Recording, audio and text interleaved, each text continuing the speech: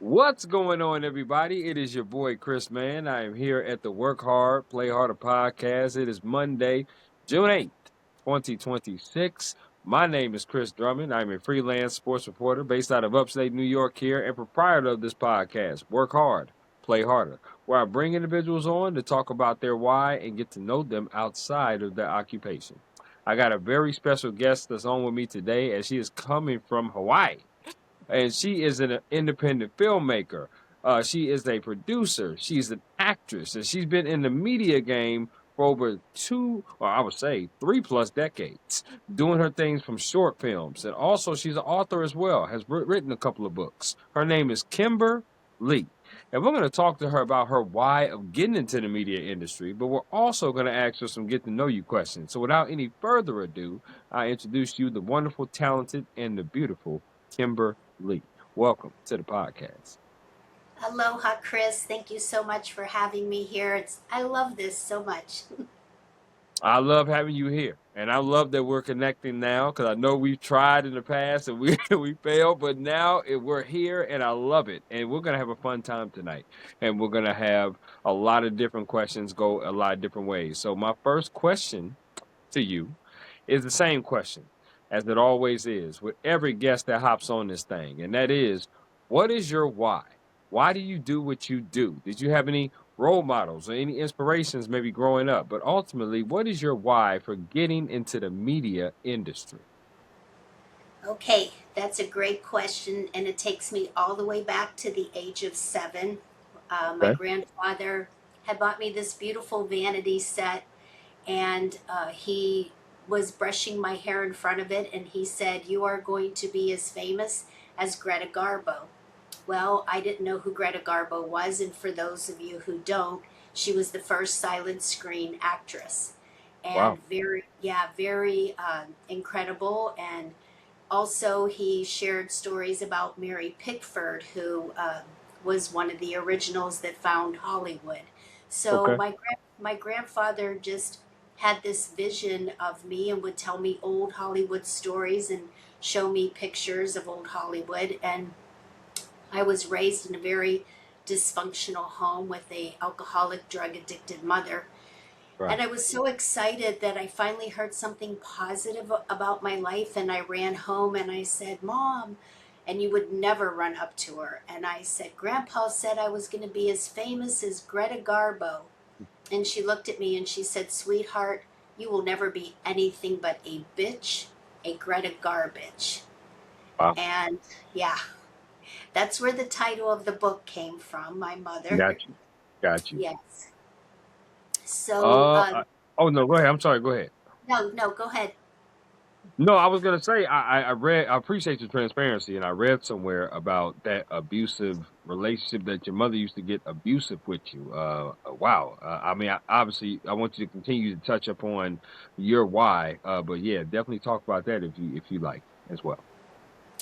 Yeah, so it's back then, women, people that had addictions or alcoholism, there were no treatment centers, there were no mentors, there wasn't any help. In fact, it was just the opposite. They would prescribe housewives prescription drugs to keep them up during the day, to sleep at night. Right. My mother never drove a car, so because she was a housewife, use the term lightly. It was a very horrific experience. I was beaten daily from as long as I can remember, and there was Right. very little hope. But what I did have is during one of those beatings, I was taken out of my body in a sense and was in this experience of energy and light and something so much larger than myself. And it showed me my entire life. And so I believed that. And to this day, my I never spoke about this experience until 9 years ago. I lived my whole life with knowing that this light existed, that this goodness, this love, this energy was out there. And Right. when I was engulfed in it, I was told, "You need to share this. You need to." And I was too afraid because back then I didn't want to end up like my mother and they put you in psych wards and do shock treatments and No, I totally understand that. I get that. And again, I appreciate your transparency. I mean, that's not easy to talk about. It's not easy to talk about. It's not easy to allocate that kind of information to people. You know what I mean? But obviously, that made you stronger. We all go through trials and tribulations. Everybody has different kind of situations that goes on in their life, and that made you stronger, more mentally prepared to even handle the hardships that came into your own life, right?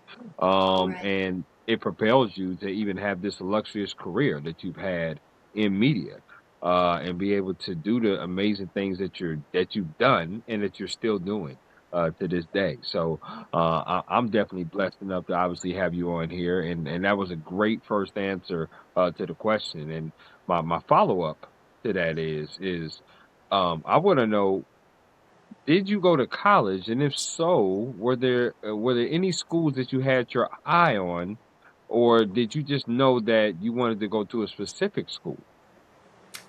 I didn't go to college, and but Mm, so I'm in life, so that's my college, right? I'm still in college in a sense, but I chose travel instead. And there was 6 months worth of training for that. I worked for the first deregulated airline in the world, yeah. and it's called America West. They interviewed 5,000 people. They hired 112. I was one of those original people.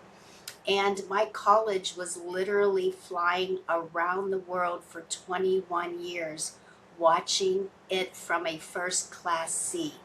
Mm, And I can tell you that that experience in of itself, I flew commercial and chartered airline. I flew every ball team in the world right. around, all basketball, baseball, football, hockey. Just watching the world was so incredible, and to see the difference in the balance or unbalance of it now is, that's why I say I'm still in college, because I thought I learned everything about the world, and then the world goes, oh no you don't. Let's throw some of this in there. Right, right. Let's throw another curveball in there. Okay, okay. I appreciate that. Tell me, from your first movie that you worked on, whether it was even in a actress type of sense, a producer sense, or a director sense, and how different was it that time from your first movies that you worked on to now, to maybe like to the latest movie that you worked on? How so is it, or how much, I would say, is it a difference The in the first industry? Thank you. The very first thing I worked on was in 1995. I did a commercial for America West. They were doing a nationwide search. Yeah. And I had never acted before, but the thought of my grandfather came back. And I was like, I should explore this. And I got hired for the featured part. And Mm, from then, the acting bug bit me. And from there, from that moment on, every film I ever did was a serendipitous experience. Like the films found me. I never went looking for anything. To answer the second part of that question, film today is no different than it was then. wow. It's creative, it's chaotic, it's um, everybody's running around trying to wear the same hats, different hats.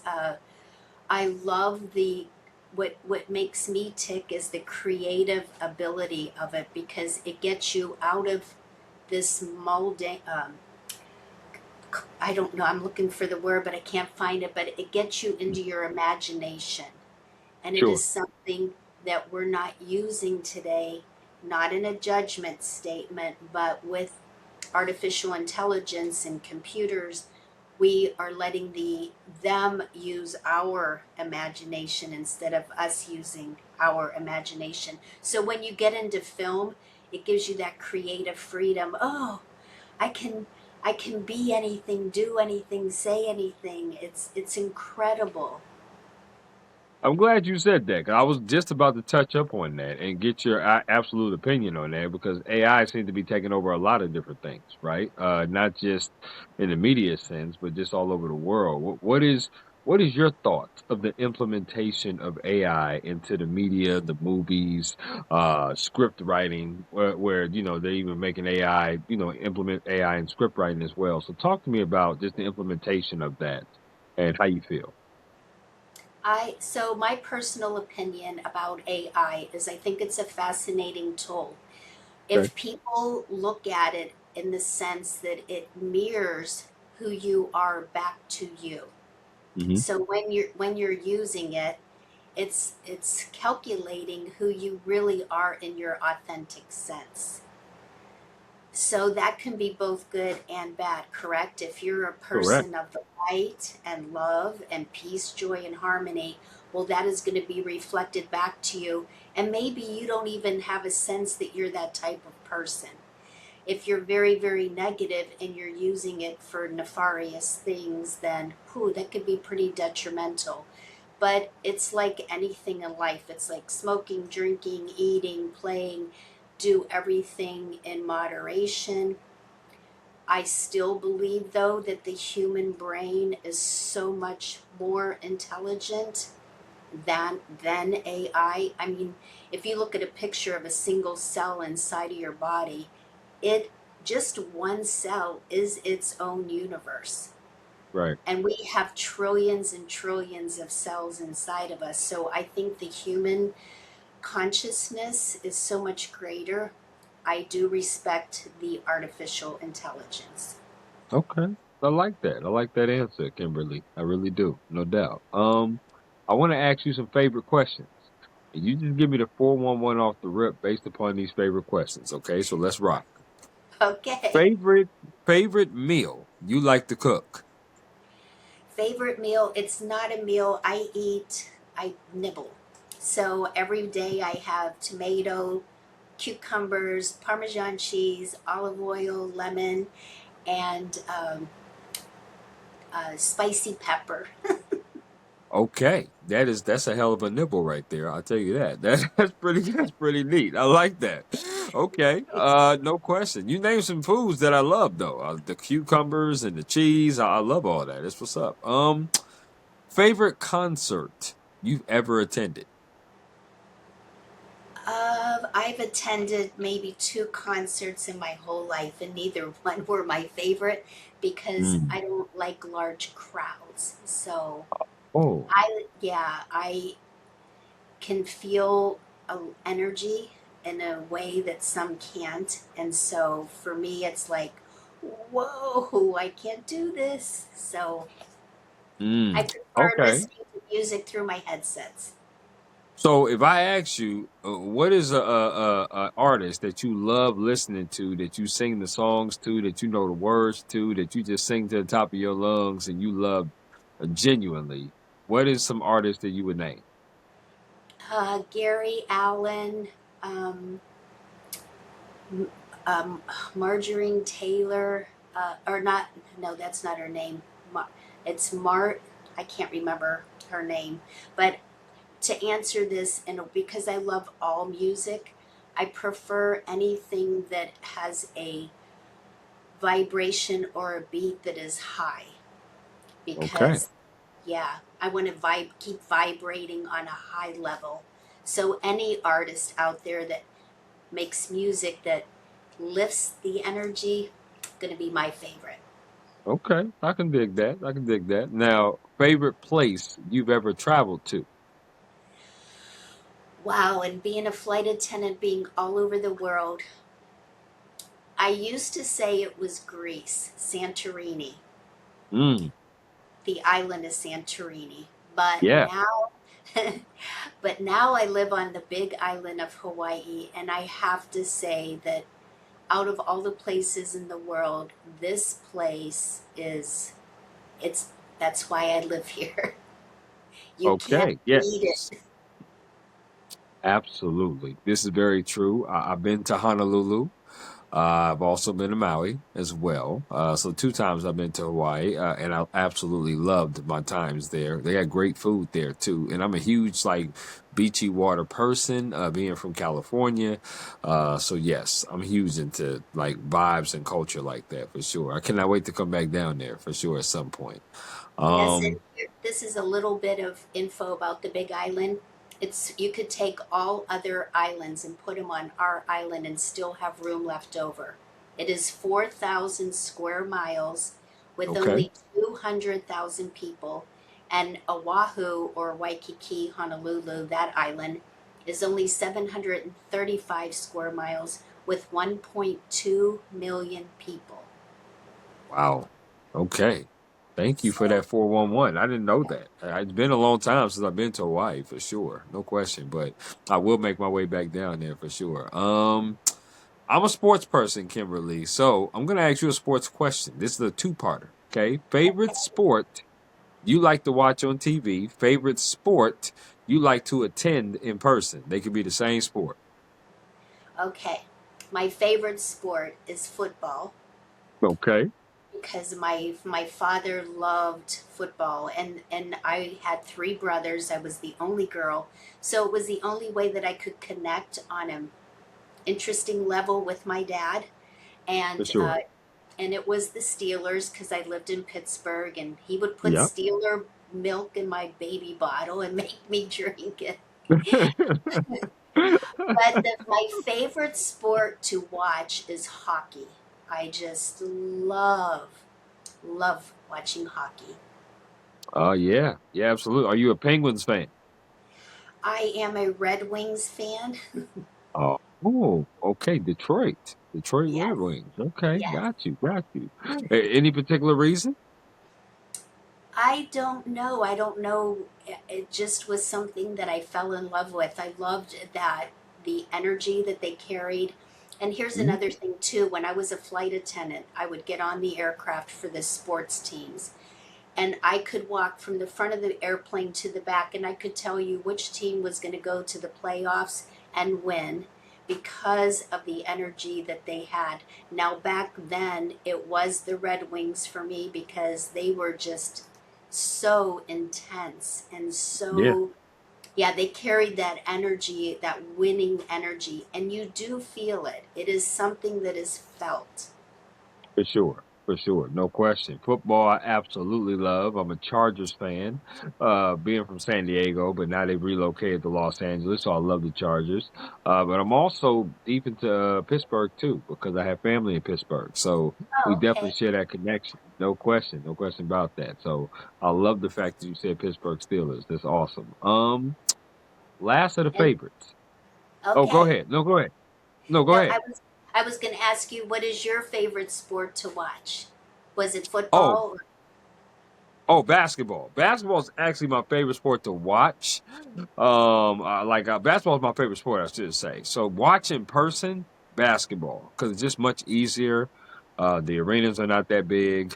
I'm a Lakers fan. I love the Lakers, but I just love basketball. Love the sneakers. I love everything about it, whether it's college or pros. Now football, to watch on TV is my favorite because I just love the action that football brings, whether it's college football or pros. But yeah, those are my two favorite sports for sure. But hockey is tied with baseball as a third for sure. I do love me some good hockey, especially in person because the fights are amazing. So I love that Yeah, I love for sure.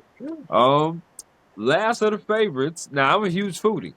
Now, when I do come back down there to Hawaii, I need to know what is your favorite place to go out and eat at. Oh, okay. This is going to sound lowball to some people, but there's this place called the Waikoloa Cinema Theater. Okay. Okay. It's a indoor outdoor atmosphere, and I just love to eat outdoors there. It's not a fancy restaurant by any means, but I'm all about appeal and what makes me feel like I have to breathe and the air comes through, and oh, I just love it there. So the Waikoloa Cinema Theater. No question about that. Obviously, when I do come back out there, and if you're out there, I definitely got to hit you up sometime, and we definitely got to go check that out. I would love that. Okay. Absolutely love that.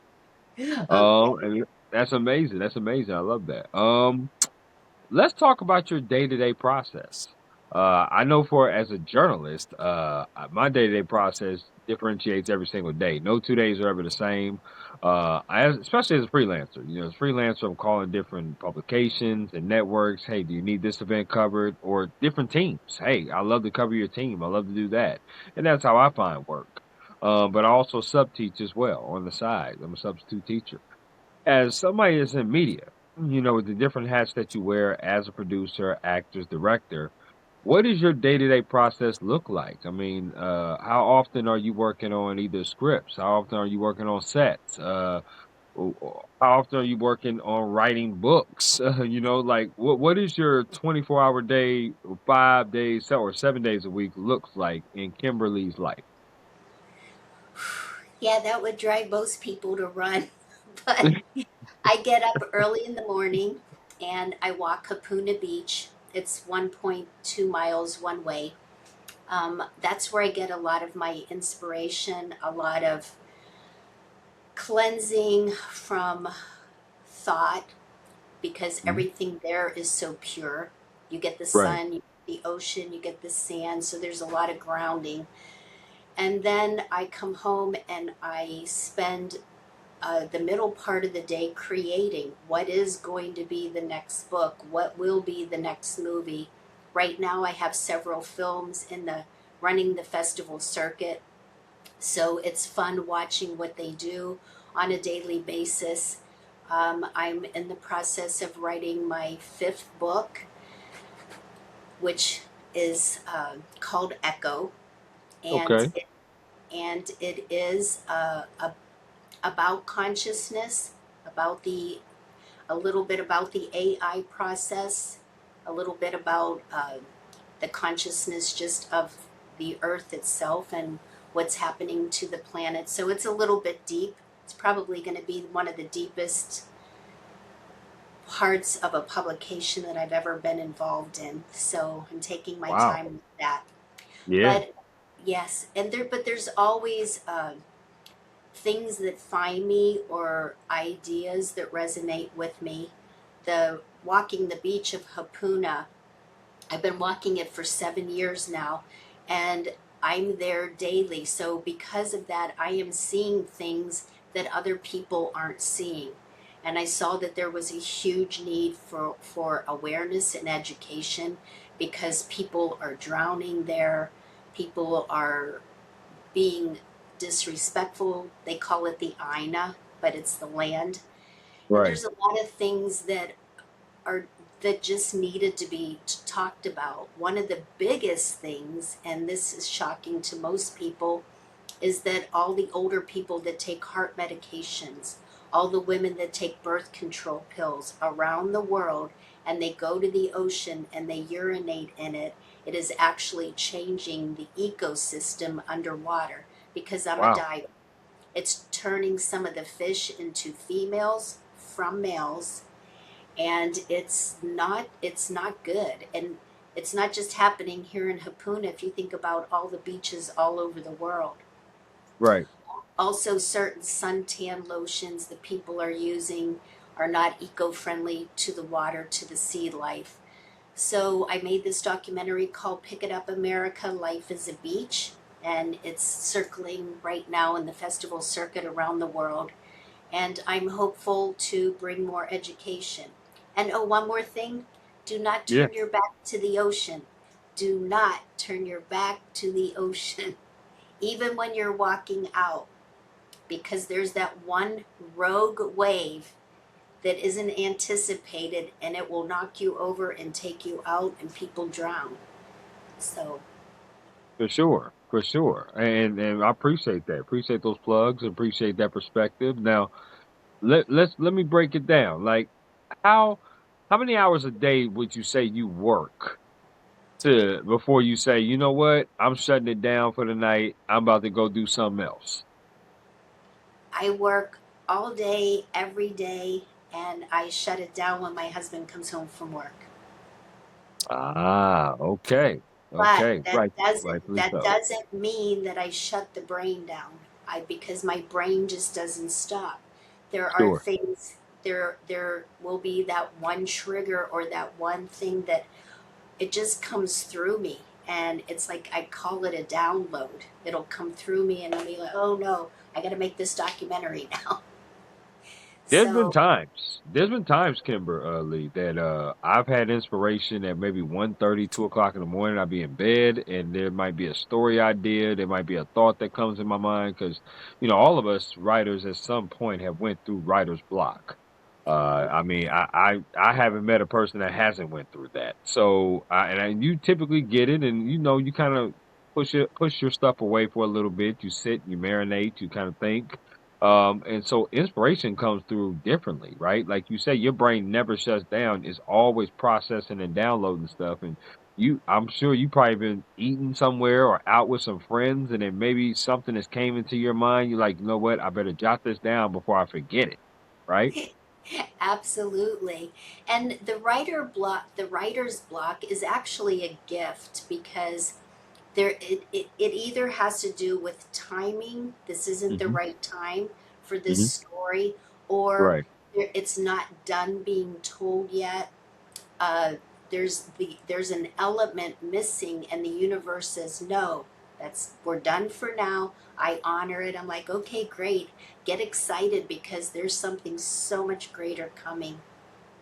I love that. Now, I want to ask this bonus question from because you did write several books, but from underdog to top dog, and I believe you co-wrote that with somebody, if I'm not mistaken. It was you and I believe a woman named Cece. I might be wrong, No, but you're I, correct, I- Cece. I'm correct.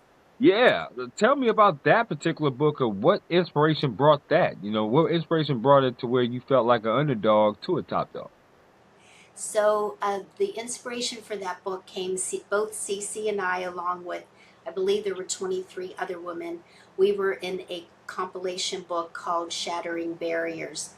And Cece and I went to a dinner celebration for that book. And everybody got to stand up and talk about their little story of why their stories in that book. Well, Right. all of the women and that was 10, 12 years ago, maybe longer at that time. All of the women were so successful, and just they were at the spot where I am now, and I wasn't at the spot where they were, and neither was Cece. And Cece and I felt like underdogs in a top dog world, and for years we would talk about it. And then one day I called Cece up. I said, listen, we need to write this book from top dog, from underdog to top dog. It needs to be done now, because we're no longer underdogs. And that's what started it. And I came up with a format for it, the title, and all of the chapters. I used a lot of dog references. Um, in each chapter, like how much is that doggy in the window? In other words, how much are you going to be paid off to be unauthentic, or uh, that dog's bark is bigger than its bite, and just using references like that to communicate to the reader that you may feel this way, but you are not that way. And this is how I got out of it. This is how I became a top dog. And there's also a part of the story when you first decide to claim the title of underdog. It is something you claim. Nobody says, hey, you're an underdog, Right. because you have to believe that, but you say it to you, and you make it true. This book is a beautiful collection of stories that Cece and I lived through life, and Cece went on to write 7 or 8 more books after that. So, yes, we are top dogs. I would say so. No question about it. In a plethora of ways, Kimberly. No question about that. And it's a great segue because now I want to talk to you about mental health and work life balance. Obviously, in my industry and in the media industry, there's been people that have dropped out of this industry because their mental health was affected. And mental health is looks different for everybody. That's in anybody's life, right? But also work-life balance looks different as well because balance could be handled differently with different people. A lot of people can take on a lot of stuff. Some people can't take on a lot of stuff. I don't personally ever think you can find 100% balance being in media or being in journalism. I just don't think you can because of the hours and the days all differentiating at all times. Talk to me about how you maintain good mental health, but also still have that work-life balance, right? Because you seem like a wonderful woman to be around. I certainly wouldn't mind being around you, and I think your friends and family feel the same way, but you also seem very passionate about your work. So tell me, how do you maintain good mental health again without being burnt out or overwhelmed? Great question, and so many people will like that you asked that. For me, before I go to bed at night, I close my eyes. I am in a state of gratitude. Gratitude is scientifically proven that it will change your life. So I am so grateful for the day that I just had. And then I visualize my next day. I ask for the universe to show me how worthy I am. I need evidence of my work and my family, my friendships. I want to see evidence of that being worthy. And then when that next day, when I wake up, I go back into prayer and meditation before my feet ever touch the ground.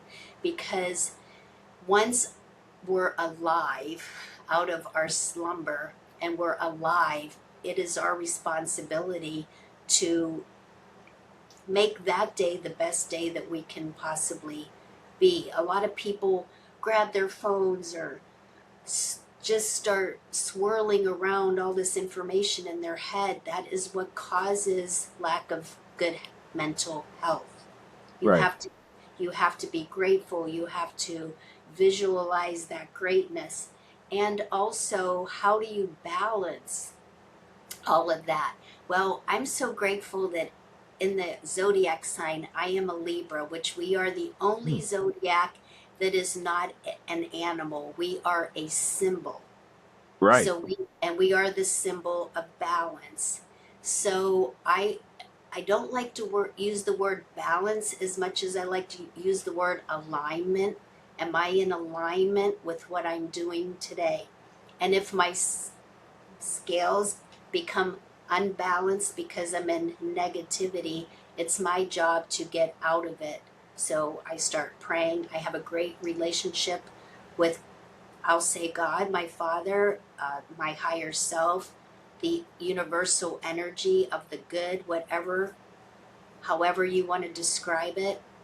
I cannot live without communicating with that throughout my day. And so if my scales go this way for the positive, well, you can bounce me down there all day long because I'm going to like that.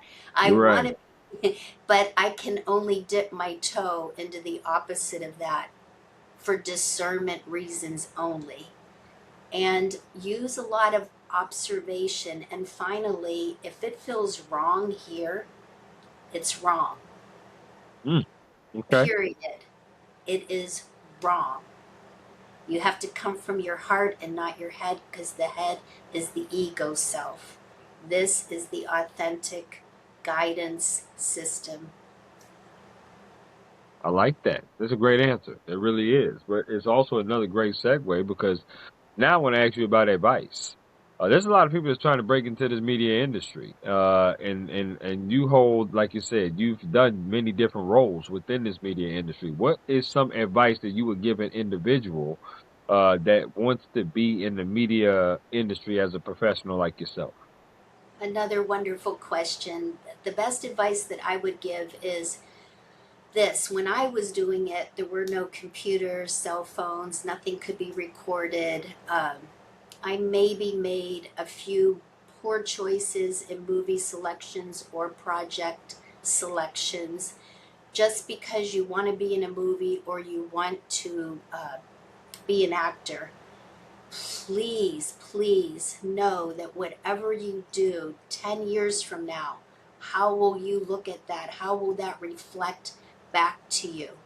Will Right. that be okay? Because maybe now you don't have children and maybe then you will. How is that going to reflect? So, everything that you do, please use huge discernment. Will this serve your future? Will this serve the brand that you're wanting to create for yourself? And how you get started is a lot of research. I took a lot of acting classes. When I first started, I just dove in head first because for me it was a passion. And if you don't have passion, you're going to sizzle out super, super quick. If you're doing it for ego or clicks or likes or things like that, it does Right. wear on your mental health and you will be unhealthy mentally.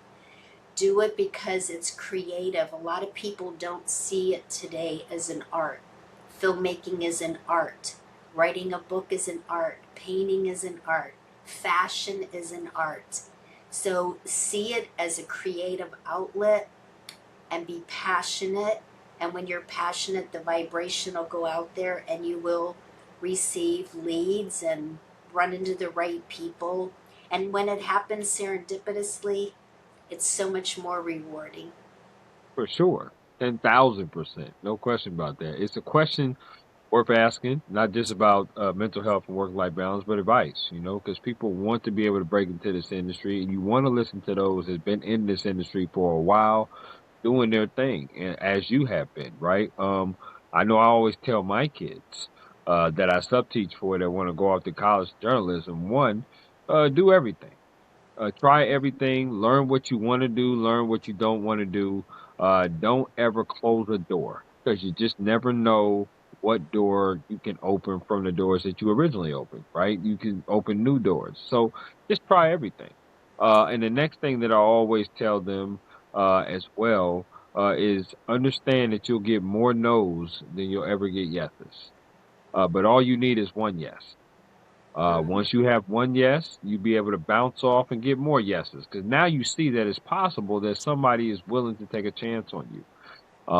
And that's a beautiful thing, especially from the journalism tip. Now, I want to ask you, with the different roles that you've had, which one do you prefer doing the most? Is it directing, producing, acting, or actually being an author, writing? Wow, I don't think I have a favorite. I love each and every experience because like you said, try it all. And Hmm. and when I'm writing a book, I'm so engulfed in the pages and the print and the story itself. And then you take that and you then put it onto a script. And then you Right. start using that imagination and it's just all of it is so fascinating. I love all of it. I don't have a favorite. I love all No, my that's okay. kids. Like, That's right? okay. Love all your kids the same. Absolutely. No, I totally understand that. I totally get that. Now, you talk about the vibration a lot. You've said that word numerous of times. Tell me, where did that come from? Did you learn that from someone, or did you implement that from somebody of someone's teaching, or did you just pick that up yourself? Like, where did that mindset of the vibration come from? So because I grew up in a very dysfunctional home, getting beatings every day, there's a certain gift that comes with that dysfunction. You create the ability to discern whether someone is good or bad when they're coming towards you because I was always having to survive and protect my body from beatings, from certain horrible situations. So Sure. I learned to listen to sound, to look at someone's intention. You can actually start to see someone's intention, their aura. Like you start to see things that people in safe places, safe environments will overlook all day long. Right. So it started as that for protection. And then because of being brought up in such a horrible situation, I did a lot of self help. I read every book I could possibly read.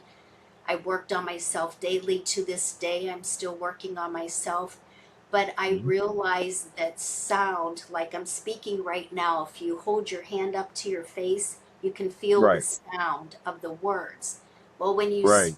when you speak, it goes out into the world, and your spoken word comes back to you through creation. And Okay.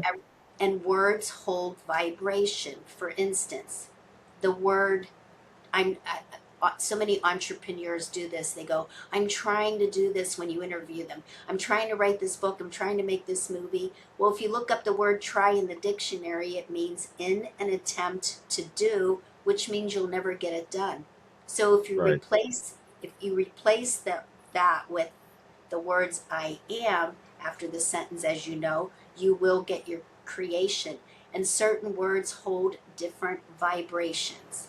So, another example, being a flight attendant for 21 years, they used to use the word hijacking. The aircraft's going to get hijacked. Well, that never bothered me for some reason. Hijacking. It doesn't sound threatening. But then, after 9/11, they changed the word to terrorism. Right. Terrorism carries a low, low vibration. Now I'm terrorized. Now I no longer want to do this job because I wasn't afraid before. So that's why there's a sense of vibration in certain language, and that's why I use that word. Okay. I feel you on that. Now, what airline were you a flight attendant for? I originally started with America West in 1983, and I stopped working there the day of 9/11. Wow. Do you remember that particular day? Where you were? Were you still in Pittsburgh, or were you in? Have you transitioned to Hawaii yet? No, at that time I was living in Arizona. That's how I got the job. That was the home base. Wow. And my run back at that time was Arizona, New York, and New York and back in the same day. And we always left at the same time in the morning. And then when Right. we would, so it was within that time frame. Now, on that day, I was injured, so I couldn't be at work. And remember, I told you when I was flying, I saw an incredibly romantic world. I wish I could just show people what I saw. It was fascinating. I was in love with the world. It was incredible, and I worked first class. So that's why I say I got to see the world from my first class seat. And then when 9/11 happened, I felt that shift and that vibrational change instantly. And I knew in my heart that I could never ever go back, and that the world I couldn't it would never be the same after that. So Got you. for me that's when the world changed, not recently. It changed way back then. I got you. I appreciate that. I appreciate that. We have now reached the portion of my podcast that we're going to play my interactive game, which is called This or That. It's a game that I like to play with all my guests here on the Work Hard, Play Harder podcast. And it's very simple, Kimberly. I'm going to throw some things at you, and we are going to choose this or that. Whew, So, okay. are you ready? I hope so. All right, here I we am. go. I am. That's right. That's right. Replace that hope with am. You are ready. Absolutely. Here we go. Out of Okay. these two restaurants, which restaurant would you rather sit down and eat at? Texas Roadhouse or Longhorn Steakhouse? Oh, shoot. Texas Roadhouse. I like it. Have you ever had their cinnamon buns or cinnamon rolls that they bring to the table? I have never eaten there. Either one of Oh, those restaurants. really? Never? Never. Wow. Okay. We're gonna have to look Unfortunately. one up. We're gonna have to look one up in Hawaii and get you there or something. I don't think they have one here. They don't. They don't? Okay. Well, see, that's all right then. That's all right. I'm cool with that then. Maybe Okay. once you come back to another state, I don't know how much you. I know you talked about New York, and you do come to New York. So once you come back Yes. to New York, maybe we'll get you a little something, something. How about that? Okay. Sounds Sounds good. great. Okay. Okay. Here we go. When it comes to chicken wings, which flavor of the chicken wing, or which flavor I should say, would you rather put on the chicken wing? Barbecue or lemon pepper? Lemon pepper. Okay. Do you like your wings wet or dry? Dry.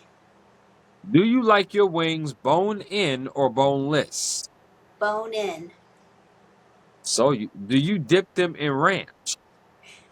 I dip them in ranch and blue cheese. I know it. I figured that. I figured for it to be a dry wing, I know you had to put some kind of sauce on that girl. For sure. No question. No question. I'm with you on that though. But that's an interesting combination. Ranch and blue cheese? Wow. Oh yeah. You should try Okay. it. Okay, I definitely will at some point. I promise you. You'll be the first I tell of that combination for sure, no question. Okay, these next four questions have to do with music concerts you rather attend. Now, if I ask you what genre of music that do you predominantly listen to, would you say all of it, or would you tell me a certain genre? I would say all of it. Okay, so I'm going to give you a variety of concerts. So here we go. Hey, Which concert would you rather go see out of these two artists? Beyonce or Rihanna? Rihanna. Ooh, okay, I like that. Rather go see Riri. I love me some Rihanna too. I love me some Rihanna. Okay, She's here we go. beautiful. She is so good. Which concert out of these two would you rather go see? Would you rather go see Luke Combs or Morgan Wallen? Luke Combs. Ooh, I like that. Very decisive, Kimber Leigh. Very decisive. I like that. Here we go. And those are two of my two artists that I love, by the way. Every artist I mentioned, I definitely have in my Pandora for sure. Okay. Which artist out of these two would you rather go see? Would you rather go see Taylor Swift or Ariana Grande? Oh, you know what? I'm gonna have to say both because I don't know their music that well. I'm a more mature woman, so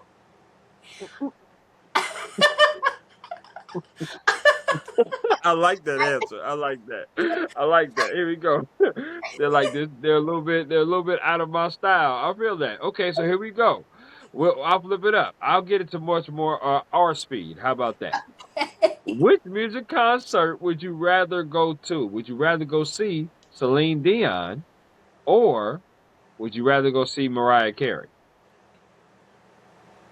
Celine Dion. Oh, okay. I like that.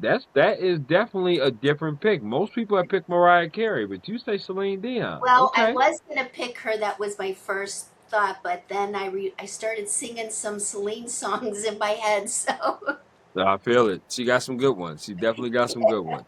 Okay. Last of the music. Out of these two artists, which music artist would you rather go see in their prime? Would you rather see Prince or Michael Jackson? Michael Jackson. Okay. I like it. I like it. I Very had a crush decisive. on him when I was younger. I mean, what When woman he did? was 5, All the ladies did, for sure. No question. But you said when he was 5? remember this the first song he ever sang, he was tiny. He was so little. I fell in love with him as soon as he opened his mouth. It was like instant love. Oh, no question. You know, singing with his brothers. I think one of the first songs that I heard was the song he did about his mouse. If you remember Ben, Oh was his yes. mouse. Yes, it's one of the first songs I've heard him do, and then I was like, "Wow, that's different." I've never heard anybody sing a song like that about a mouse. So I had to inquire about more songs of his voice. And his voice was just so unique, and he's Absolutely. definitely the goat, no question. Hmm. Okay. I agree. Now we're gonna switch back over to sports. Here we go. Which sport would you rather watch on TV if it came on? Would you rather watch baseball or basketball? Basketball. Okay. Which sport would you rather play? Badminton or bowling? Bowling. Are I you a love good bowler? bowling. I think so. Oh, okay. Now we're gonna have to put that to the test now when I come out there. Now I'm just trying to tell you, 'cause I throw a little something, something too, Kimber Leigh. I'm just saying. Okay. Well, I we do don't my have thing. bowling alleys either. Oh, you don't have bowling alleys in Hawaii? No, I don't believe so. Oh my gosh. We Okay, are I'm gonna have to. we I'm are gonna have to get island a. dwellers. I'm gonna have to get a top five of hobbies and things to do out there for sure, for sure. Before I come back out there, I was young when I went to Hawaii last time, and we didn't bowl, but I thought that they would have at least one to two, maybe like places you can go like bowling or something, but maybe not. It's all good. It's It's okay. all good. Let's go to here. Do you like desserts? Love them. Okay, I'm going to name four categories of desserts. You have to choose one of these categories to get rid of that you'll never eat again. So here we go. The first category is candy. The second category is ice cream. The third category is cookies. The last category is grouped together. So it's pies/cakes. Which one are you getting rid of? That I can eat again or never again. Never again. Candy. Girl, you on point like a period. That's what I would say. I would say you are on point like a period, Kimberly, no doubt. Now, if I asked you, what is your favorite ice cream flavor? What would you say? Neapolitan, if I'm saying it right. The strawberry, chocolate, and vanilla all in one. Ah, Neapolitan. Neapolitan, yes. Yeah. Okay. So you like all three flavors. Right. Okay. Listen, I've done over 400 episodes of this podcast. I have never heard nobody say Neapolitan be their favorite damn flavor. I'm gonna tell you that right now. That's for sure. That is a first, no question. But I love it. I love be unique, dare to be different. I love that. Yes. Do you like potato chips? I love the old.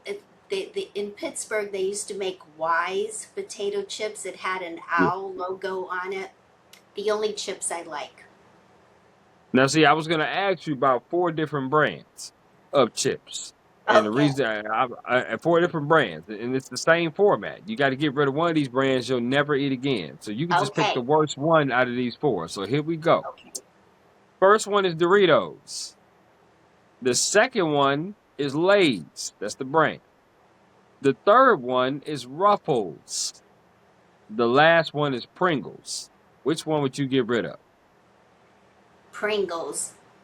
Okay. Now, outside of Wise, if we walked in the grocery store together and I said, Kimber Leigh, go to the chip aisle and buy your favorite chip to eat outside of the Wise chips, which chip would you grab off the rack and start opening and eating? Ruffles. Girl, you're gonna make me blush. You know how hard that is for a man of my pigmentation. I'm trying to tell you, that is my favorite brand of chip you just mentioned. That's my favorite brand. I'm in love with the sour cream and cheddar, and I'm in love with the barbecue. So those two particular Ruffles chips are one and two of my favorite ones. Yeah. I've also never tried the Wise chips. I'm gonna have to look for Ooh. that next time I'm in Pittsburgh. Yeah, you will be addicted. Okay, Wise. All right, it's Wise like you're wise, right? Yes. WISE. And it's got an owl head on it. Owl head on it. Okay, got you. All right. You did very good for this or that. You were very decisive. I love that. I love that so much. Now, this next question here is called bucket list. The reason why it's called bucket list is because I want you to speak it into fruition. So the question is, I want you to give me a top four bucket list of stories or movies or events that you would like to do in your career that you haven't done yet. And you've done a Uh, lot. I've done a lot. I just even got off the runway in Miami this a week ago for Miami Mm. Swim Week in a bathing suit. I put this old classic in a two-piece bathing suit. So, Well, listen, Kimberly, you absolutely got it going on. There's no question about that, girl. You definitely got it. You definitely got it. There's no question. But go ahead. okay. So I have to name four things that I want to do. Yes, that you want to do in your career that you haven't done yet. It could be stories, it could be books, it could be movies, it could be events, roles, anything. There's four bucket list of four things. Okay. I would like to direct a full feature. Okay. I would like to be the lead in a full feature. Okay. Actress and director. Okay. In the Yes. same movie? Would you like to do it in the same movie?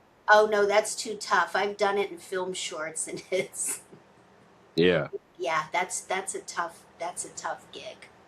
Got you. Um and let me see. Books.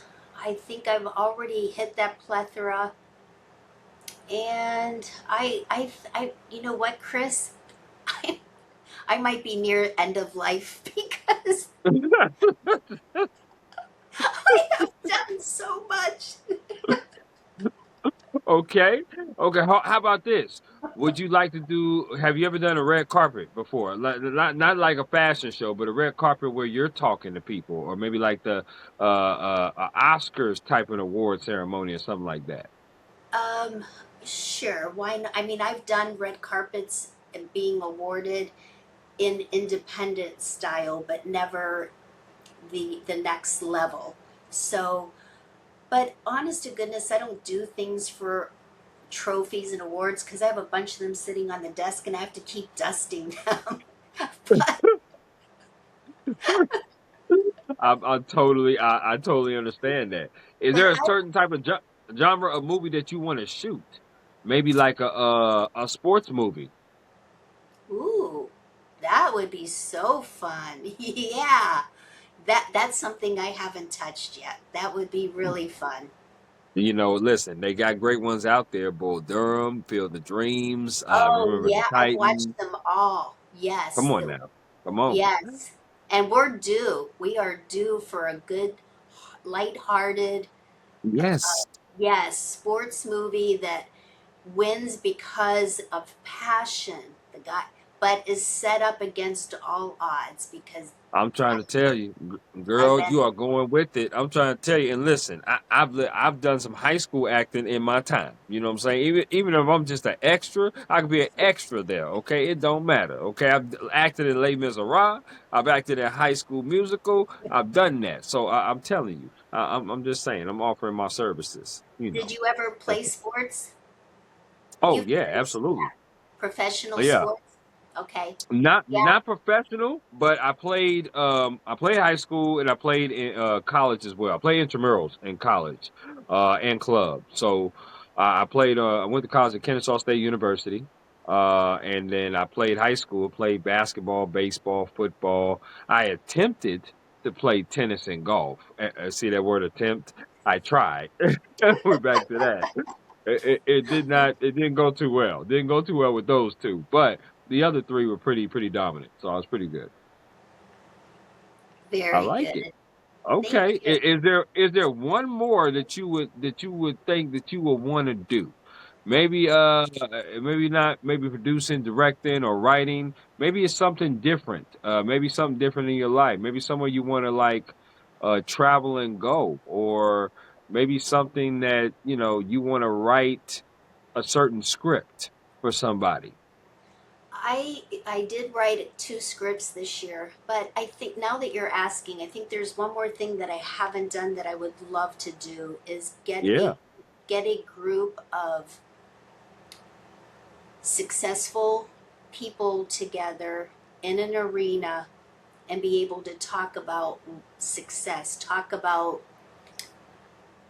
how to journey through the industry of media and perhaps because I remember back in the day they used to have they would sell out an arena with uh, Nancy Reagan and Sure, Zig Ziglar and all of these greats in different genres and bring them all sure. together and give hope and light and love and passion and just lift this whole arena up of people because I was that person in the audience and I said one day I would love to do that.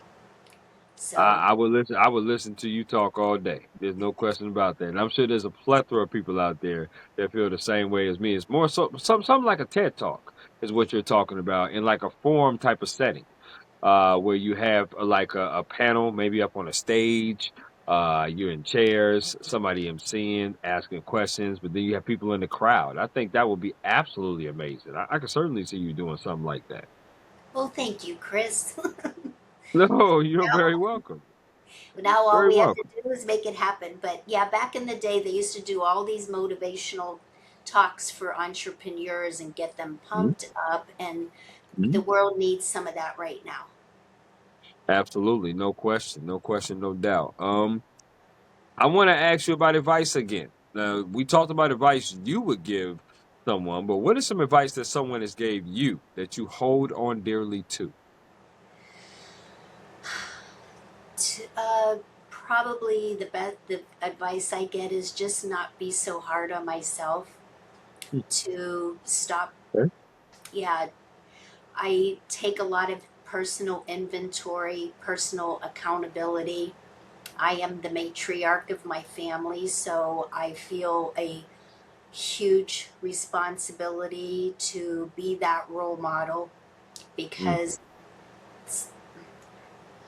I mean, when we think of role models today, I don't, it's not like when I was growing up, the sports role model, the entrepreneur role model, the so I have to be that, and I'm very, very hard on myself. So I need to, I was told to just be accepting and slow down a little bit. I tend to think that because I'm on the other end of life, that I have to hurry up and make all these things happen. And I don't need to do that. I just need to live an authentic, beautiful life. yeah, I mean, just live. It's hard to say, right? Because we naturally want to prepare ourselves. It's hard to live in the moment, especially when you have people depending on you. You're always thinking about not just yourself, but you're thinking about others. You're thinking about futures. You're thinking forward. That's a natural feeling. So it's definitely not a bad thing to have that kind of mindset for sure. But sometimes when you do have that mindset, you forget about yourself. You kind of lose yourself within the process because you're so busy trying to complete everybody else that you are broken and you're not complete. And I love that. I love that mentality that you have. That means you have a wonderful heart, a wonderful mind. But that is some pretty good advice that someone has gave you. Like, yeah, you can slow down. Sometimes living in the moment is the best thing that you could possibly do.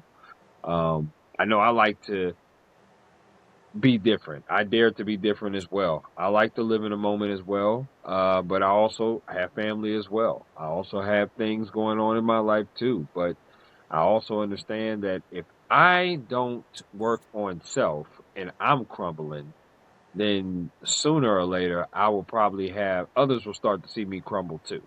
And I'll be crumbling towards them. So I know it's easier said than done, for sure. It always is. But it's a day-to-day process, and we work on it every single day, right? So, uh, Absolutely. if most days we're gonna get it right, some days we're gonna get it wrong, but as long But as we're we on, won't tell anybody about the bad days or the wrong no, days. hell no, we're gonna Oh keep that no. very I'm like, silent for what? sure. Right, right, very silent for sure. And this has been a really dope conversation, Kimberly. It Aw, really has. I It think really so has. too. I love learning about your why. I love learning about who you are. I mean, obviously, you've been around the U.S. in Pittsburgh, in Arizona, New York, now in Hawaii.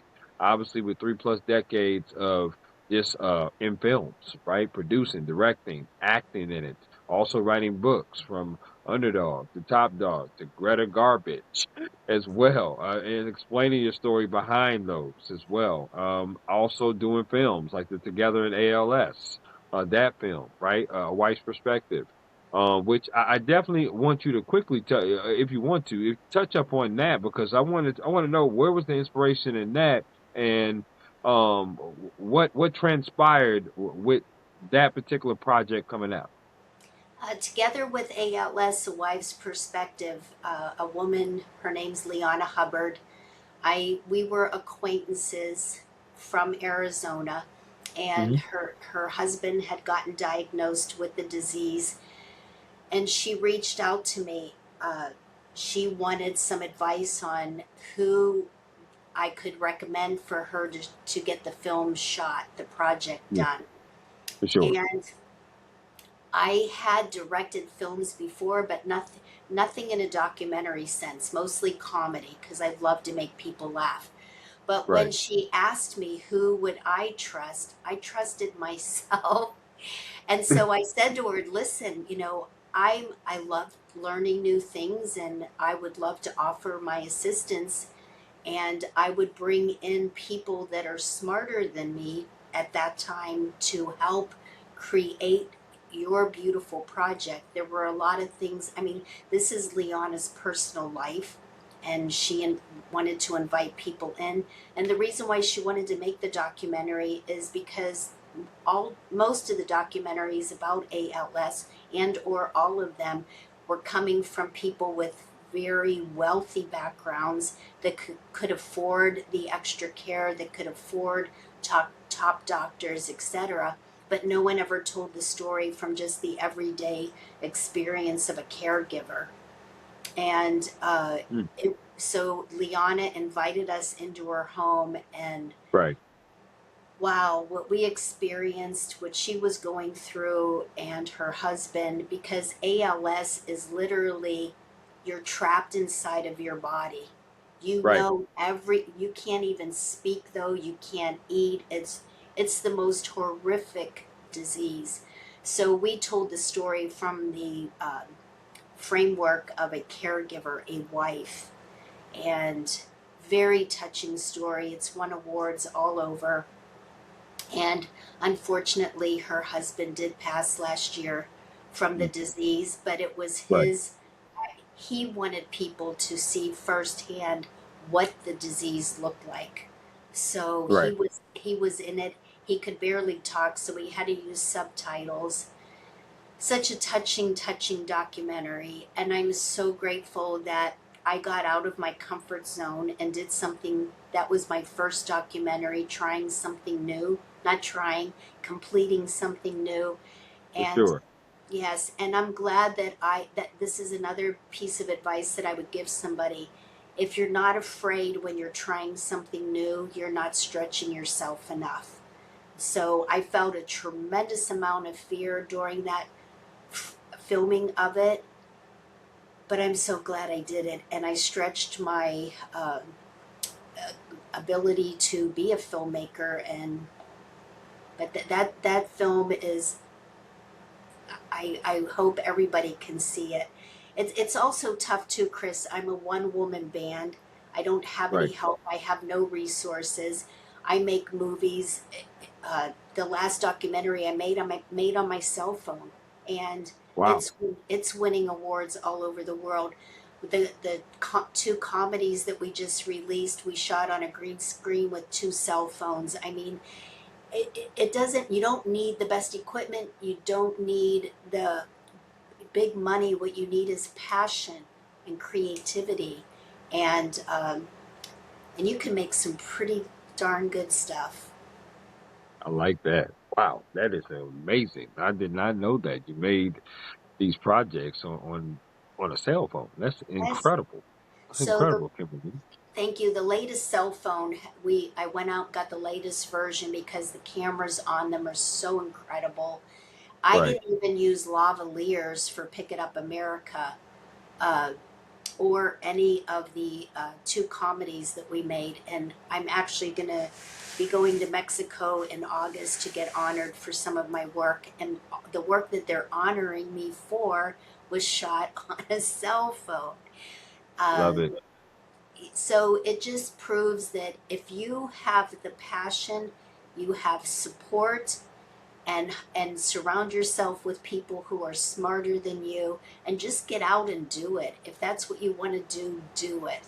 And with each film that you make or each project that you attempt to do, you will get better and better and better. I love it. I love it. And like I said, this has been absolutely amazing to talk to you. Obviously, very talented, very passionate. Great advice you gave. Obviously, very beautiful as well. No question about that. And I just look forward to your future endeavors and what you're doing. I'm a new fan of yours, Kimber Leigh. I really do thank you for coming on my podcast. Excuse me, for coming on my podcast and talking about your why and your story. And I want to ask this final question to you, and that is there anything else you would like to add about yourself, media, film, anything at all before we conclude? Sure, there's one more thing I would like it to invite people to. I have a project. It's on Ko-Fi. It's Ko-Fi. Actually, it's pronounced coffee. And once you get into that platform, I have a website. It's called the Lighthouse Cafe. And it is a place where I have quote cards, and I made pamphlets and talk about being the lighthouse in a dark place. So if you're in the middle of the sea and you're floating and you're drowning and you don't know where to go, you look up and you see a lighthouse, it gives you hope. And you go in there and you can sit down and have a cup of coffee and just learn some incredible experiences or quotes or knowledge of either life, spirituality, filmmaking. It's my own little lighthouse that I've created online, and I would love for people to come and visit it.